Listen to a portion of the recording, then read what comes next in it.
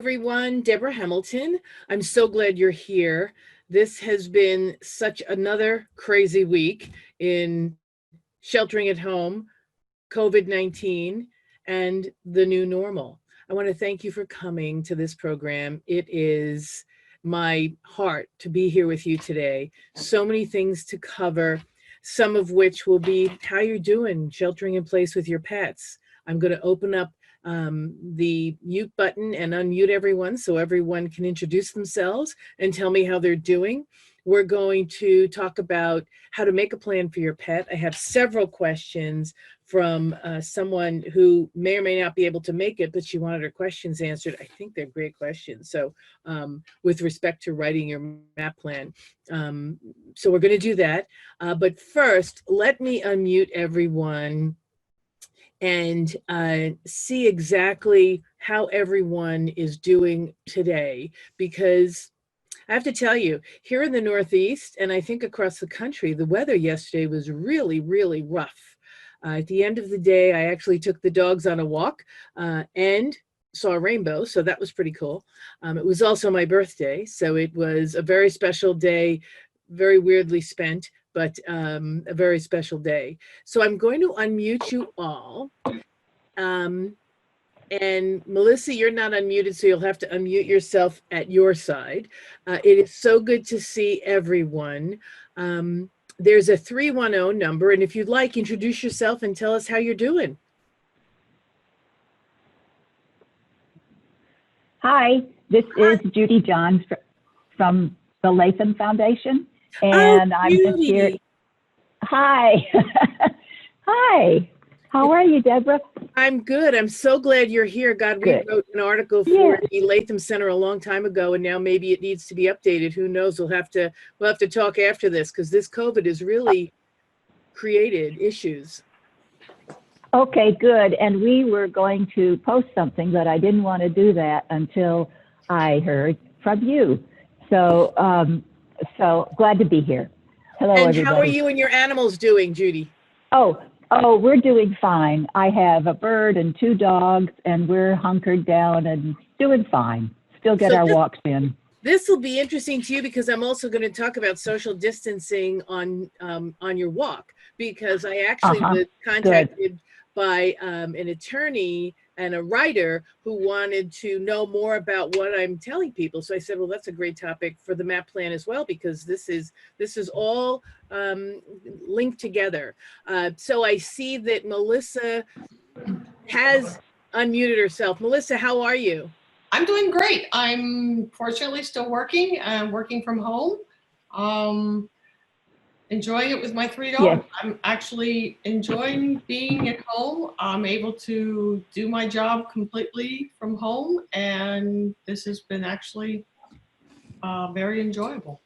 Quite an eye-opener, right? All of us thought we had to go to the office, and now we don't have to go to the office. I, like many, have always worked from home, but scheduling something for self-care for us while we're home and the dog's self-care never was a priority for me until this, and now it's really has become a priority.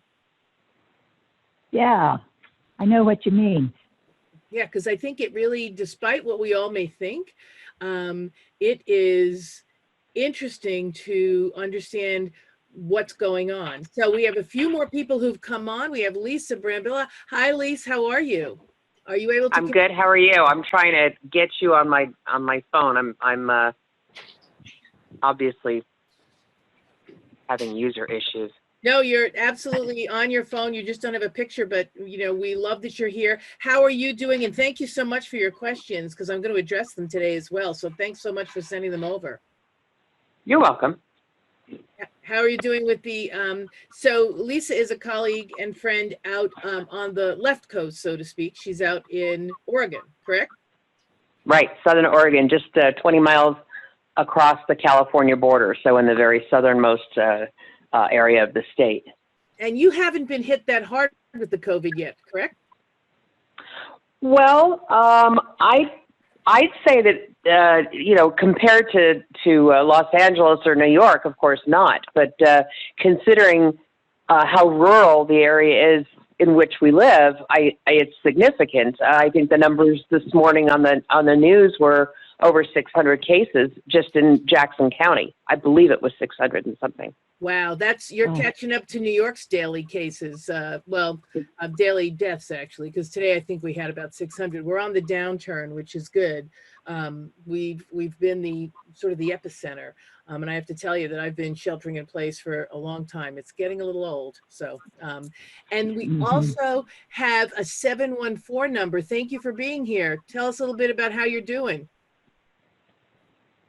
I think that might be me. I have Oh. a 714 phone number. Perfect, that's you. All right, so I'm going to get started because there's a lot of information I want to give to you today. So this is an abbreviated version of my MAP plan video that I do most months to try to have people recognize that making a plan for your pet is important. Well, now during COVID, making a plan for your pet is incredibly important. And even if you've made a plan for your pet, it might need review, because if the person who is going to take care of your pets gets sick, or there you go, or the person who is going to take care of Yeah. your pets lives far away, Junie, okay, they might not be able to get to you. I mean, if you are in New York, you can't really go anywhere. Nobody wants us. It's like you have New York plates on, they stop you on the road and say, please go home. But you need a 14-day quarantine. So it's really important to have a minute and speak to your neighbors who might have pets, who might be able to help you if you get sick, and vice versa. Offer to help your neighbors if they get ill, both, helping them if they don't go to the hospital, but if they do go to the hospital, letting them know that you're there to help them with their animals. I know that Lisa and I had spoken earlier, and she and her neighbors have all gotten together and said, we're definitely going to work together if something happens to one of us. But that is a conversation to have now, not when you're sick, right, Lisa? Absolutely. I like to be proactive, not reactive. And in this time, you really have to be, because the people who were reactive have not necessarily done as good a job as the people who are proactive, who really call the ball early. There also are a number of questions coming up, in my feed at least, about people who adopted dogs from shelters going into sheltering in place, and what's going to happen to those dogs when they go back to work. Also, there's the question about, if I have a dog and I'm unemployed right now, what do I do if I am losing my home? Or in New York, I think we have 180 days before you can be evicted. But how do you take care of these animals going forward once the new normal starts, if you have to go back to work? There might be some separation anxiety that occurs because, first of all, if it's a new shelter pet, they've never lived life without you. So that's going to be new and interesting for them. And there are people who are ready, willing, and able to help you make sure. I was just on a shelter webinar that enabled me to make sure that everyone was able to find a way to keep their pets. But if they couldn't keep their pets, then in fact, everyone would do their best to help them replace their pets in a new situation, or maybe return them to the shelter, because what we want is what's best for the people and the pets. And you certainly don't want to leave a pet in a situation that's dire, but you don't want to not support someone yes, I know, Junie, who wants to take care of their pets. Okay, Junie, I know. So this is part of COVID as well. The dogs are really pent up and want to be in the video all the time. So all of you don't have video except Melissa. So unless Melissa can see me, you're not going to see Junie. But what you want to do is you want to make sure you have a plan in place. Make sure that you reach out for help. That's key. So if you've just adopted a dog and don't know how the new normal is going to be when you leave the dog alone, reach out for some trainers. I think every single trainer has a video out. I was listening to one on my walk yesterday about what to do with your pet, to keep him on his training schedule and this and that. If you do a Google search for leaving your pet at home or leaving your new pet at home, what can you do? There's a bunch of videos out there. Take advantage of them. Everybody's doing everything for free now, so take advantage of them. There's also a wonderful, if your dog has, separation anxiety, huge separation anxiety, the Assisi people, Assisi Health, have come up with a wonderful product called the Calmer Canine, which is this little collar that they wear with a little hoop around their head that gives them some passive stimulation, which creates calmness. It's not a medication. You're not putting your dog on a drug. It really just tends to work like meditation. It's not invasive. It's not, electric prods and your electric prod. It's not invasive. It simply stimulates the part of their brain that calms them down. So it's been great. It's called the Calmer Canine, and you can look on Assisi Health, like St. Francis of.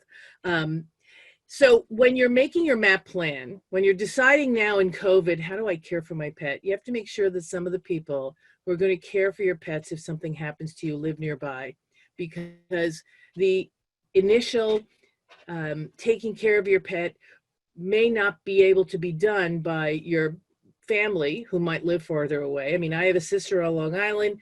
They're not coming anywhere. Everybody's staying clear. My one son's in LA, my other son's in Florida. So it's really difficult to say, oh, well, my family will take care of my pets. I've talked to all my neighbors. I've left notes in their mailbox and said, hi, I walk those crazy Irish setters. If something happens to you, please let me know, and I'll be happy to care for your pet in your home.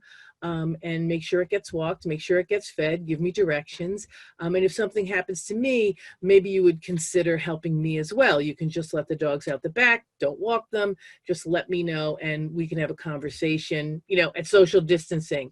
And 3 or 4 of the people who live at home alone, older, with dogs who they treasure, came up to me, stood at the end of my driveway while I was in the middle of my driveway, and said, Deborah, I never even thought about that. Thank you so much. And yes, absolutely.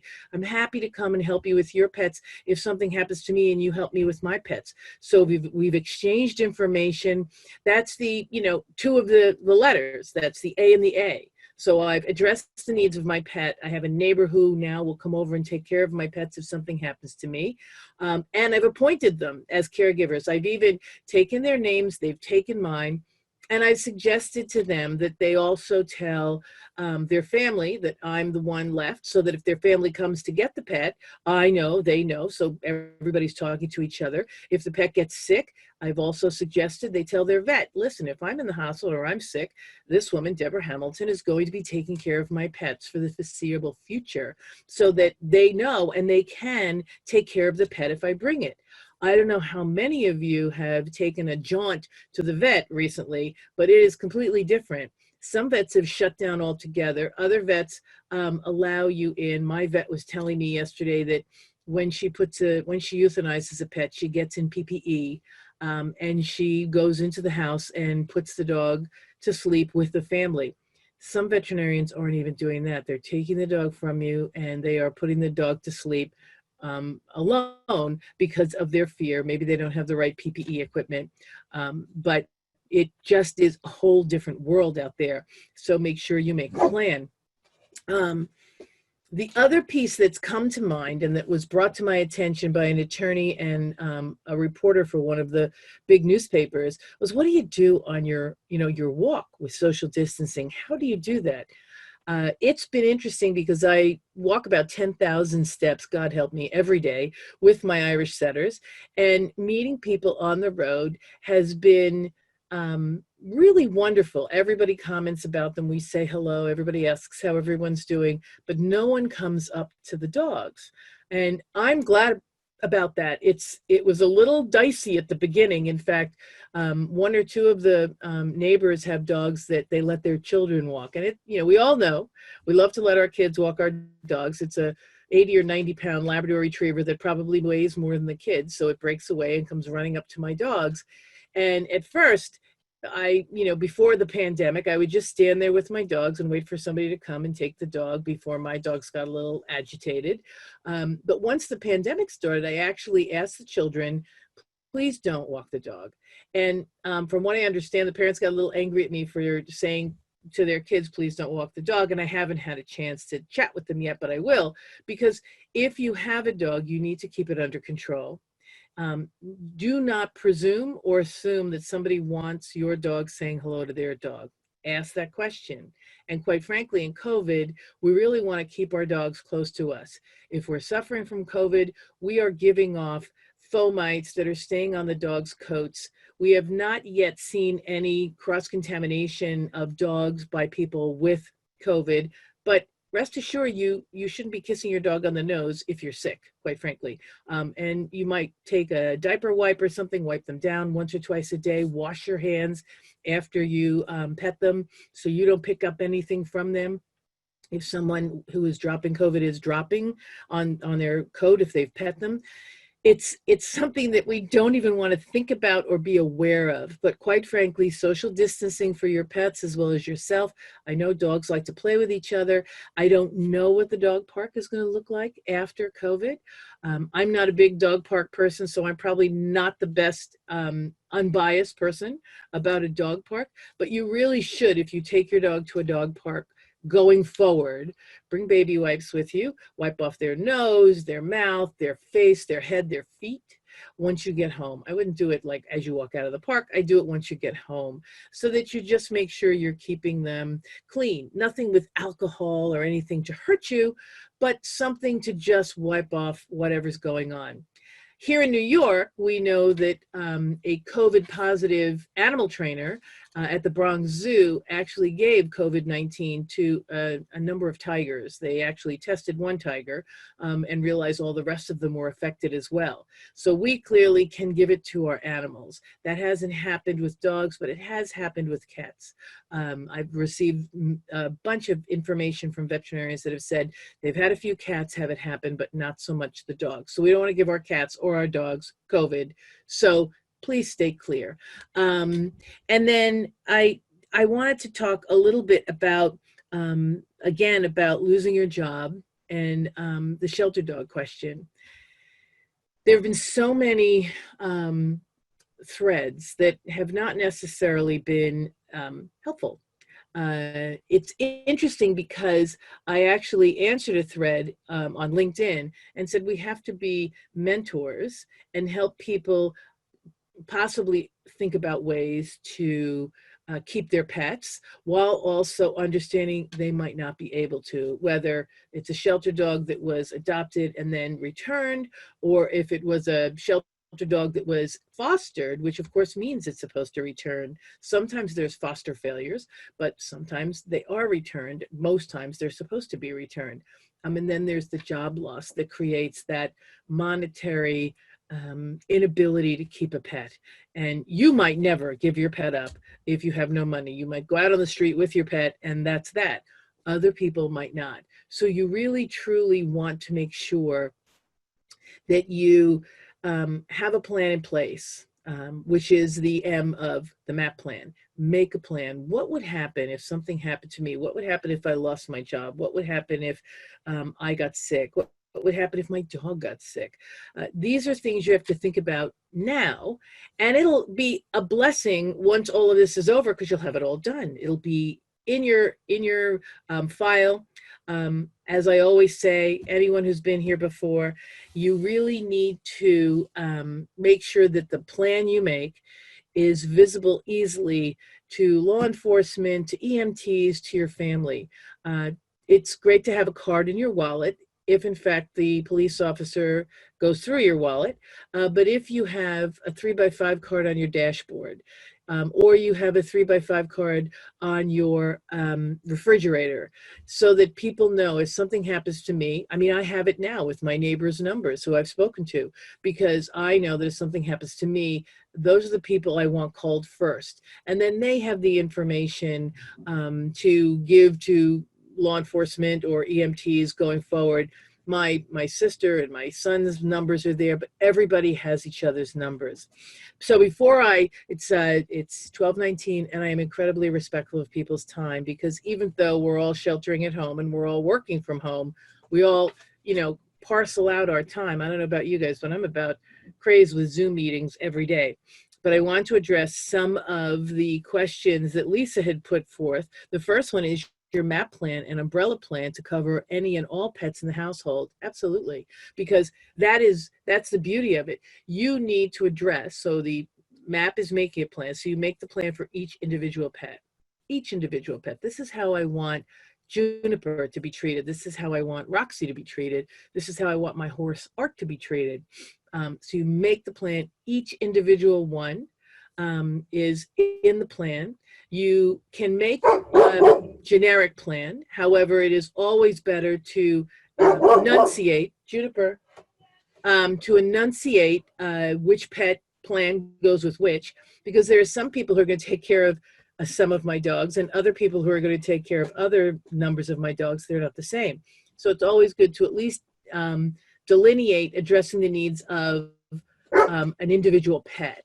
So this is where this person goes. Does each pet need to be identified? Yes, absolutely, because otherwise you can, if you have a herd of elephants or a herd of alpaca or a herd of donkeys, you can, I guess, find someone who's going to take 12, but you might only find someone to take 3, or one might really not do well in a new environment. So pull that one out and say, okay, the black and white one with the ring around its neck of brown, that's the one that would go to this person. It's totally up to you, but that's why you need to make a plan, because otherwise they'll all be packaged together and they'll all go together. So that's a little tough. Can you purchase a MAP plan as a gift for a fellow pet? Absolutely. And then what we can do is we can work with them to build that MAP plan. It's a great gift for Christmas, and I've had several people do that. The receiver of the gift went, oh my God, I never even thought about doing this. And then, of course, they bought them for other people because they said it was such a great gift. So that's a great question. Thanks, Lise. As a breeder, do you see a future for MAP as a vital component to your breeder work? Maybe MAP networks for service animals, etc. You know, you are spot on. So when I go to breed clubs and give my program, it usually gets them and their juices running on how we can all help each other. Not only can we help each other with our dogs and living, but as a breeder, we all have, some of us, a lot of us, have saved the sperm of dogs we want to take into the future.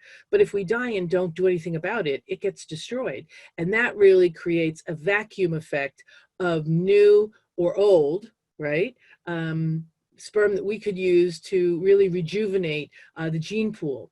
So I can give an entire talk on that, which is what I intend to do later on this year once COVID is over.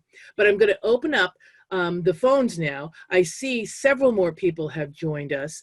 I'm so happy. I don't know if all of you are on computer. Oh, I see that Miss Athena is here. She's always, the best dressed, best looking girl on the video.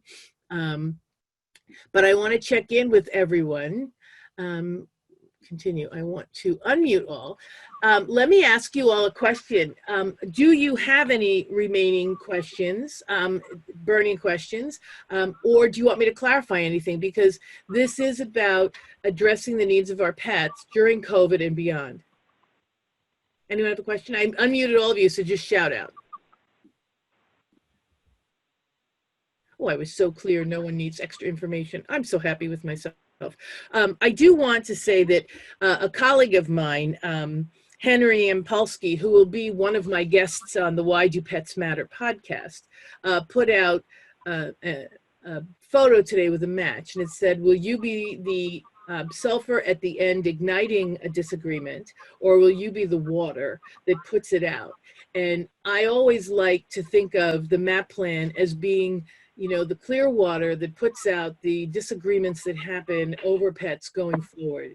It is so important for us to spend some time now, especially during this period of time when we're sheltering in place and when our pets are getting used to us being home, to think about what it's going to look like when we return to work, if we do, or if we don't return to work, what kind of routine we can actually get ourselves or continue now that we are sheltering in place and finding a new way to live. I see that Sally's here. Sally, how are things going? And has the COVID crisis kept you guys indoors? Hasn't kept us indoors. We actually walked before the wind was horrible yesterday. And yeah, but it's, you know, we were up at 5 this morning preparing. My husband was going to the grocery store and getting extra food for the dog. So it's just, you know, good days and bad days. I know it does get to be a little crazy, I have to say, because we all want to make sure that we are here. Our dogs have food. It's now, I don't know if all of you have experienced this.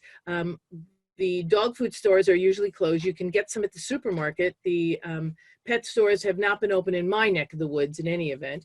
Chewy has been my food supply of choice. However, what used to take 2 or 3 days now takes 2 or 3 weeks.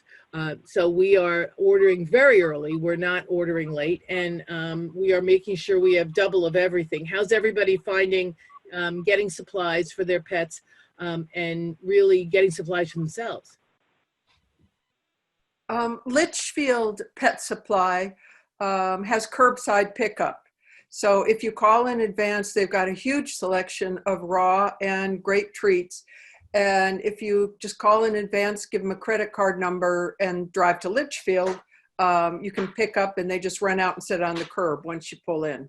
I love that. That's the new normal as well. That happens at every bakery I know right now, as well as every small market. You order, you place it, and then they come forward and make sure that you have it in your car. But I love, there's almost every commercial now says if you want a pizza or something, it's no contact pizza. This new normal is going to make our pets even more important to us, because we really are going to want to have, hi Sally, we are really going to want to have more contact with our pets because they're with us. And so in doing so, make sure that you have a plan for them. So to just review quickly before we run out of time, you want to make a plan, sit down, think about that plan, especially in COVID, sit down and think about that plan within a 3-block radius of your home, because people might not be able to get to you. If they are your go-to person to take your pet, they might not be able to get to you if they're out of state, because states are not necessarily opening up. I mean, here in New York, the governor is working with other governors in the Northeast to see when the rollback to normalcy will happen, but that isn't going to take place tomorrow or the next day. Our incident of COVID is dropping, thank God, but look at South Dakota or North Dakota, at Smithfield-Ham. There's a huge outbreak. So this isn't over by any stretch of the imagination, and our pets are really relying on us to make a plan, because we don't have a crystal ball to see if, you know, I always feel bad for the last person in anything. So one of us might be the last person to get the COVID before it, you know, disappears for the spring and summer and fall. So you really do have to take the time to make the plan that's going to be implemented for your pet if something happens to you or a loved one. And I give them that plan. Everybody says, well, you know, my family will take care of my pet. I have found, and there have been several people who've gone through my program who said, you know, I want to give my family an out so that if they want to take care of me or they really don't want to take care of my dog, they know who it is that I'd like to have take care of my dog. It just gives them this ability not to be guilty. And when I was talking about the people who were, you know, returning the shelter dogs, it's the same idea. We don't ever want to make people take a dog due to guilt, or take a cat due to guilt, or a horse or a bird. We want them to truly want to take that animal because it fits in their life, not because they're guilted into it. And we can find a new home for the animal, but wouldn't it be great if, as the pet's caregiver right now, because we're all home sheltering in place, we think about who that next person will be. Are they close enough to really do it? And the big age-old question, the A, have I addressed the needs of my pet? So somebody stepping into my shoes really knows how to take care of my pet. Nothing's going to be like you, ever. No one, not on earth, because you're a pet and you have a deep bond. But there are people who will do their best to take care of your pets in the way that you would like them to be cared for going forward. And if you recover, then you want your pets back. You have to talk about that also, but that's on another video because, you know, getting them back is a whole nother question. This is Deborah Hamilton, Hamilton Law and Mediation, and the Why Do Pets Matter podcast. Love for all of you to join me on the Why Do Pets Matter podcast. Lots of great information there.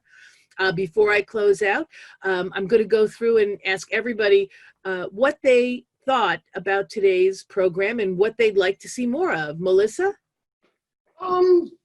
I think it's just been good information, just reminding me that I'm still working on my plan and I need to get it done. No, you do. Absolutely. Sally? I think great information. I love the fact to keep a card on your car dashboard with the information on it. So if, heaven forbid, if you had an auto accident, someone would know where that dog should go. Yep. And where the dog is if it's not in the car with you. You know, because in 9/11, a lot of animals perished because people were single, lived alone, and no one knew they had a bird, a fish. You know, dogs and cats, people usually know. Well, dogs, absolutely. Cats, not so much because they don't go out, but really it happens. Lisa? I think it's an integral part of any pet parent's portfolio because, you know, even if you think you've covered your bases by putting something in your will, it takes sometimes over a year to execute a will, and I don't know any animals that can go an entire year without care. So I think the map goes hand in hand with good preparation. Oh, you're so right. And I usually do say that, you know, please don't put all of your directives in your will because then you have to make sure you die, which all of us don't necessarily want to do of COVID or anything else. You really need to have a hand-in-hand document, a pet trust, and the attorneys don't necessarily like me because I want to, by reference, have the map plan in your will and in your pet trust. So when you get new animals, you can change your map plan, but it's by reference in your will and in your trust so that you don't have to rewrite your will or your trust every time you change your map plan. That's why it's a one-time expense, and if you want to update it, I'm always here to help you. But people, I am so grateful you're here. It's 12:32 and I'm so respectful of time.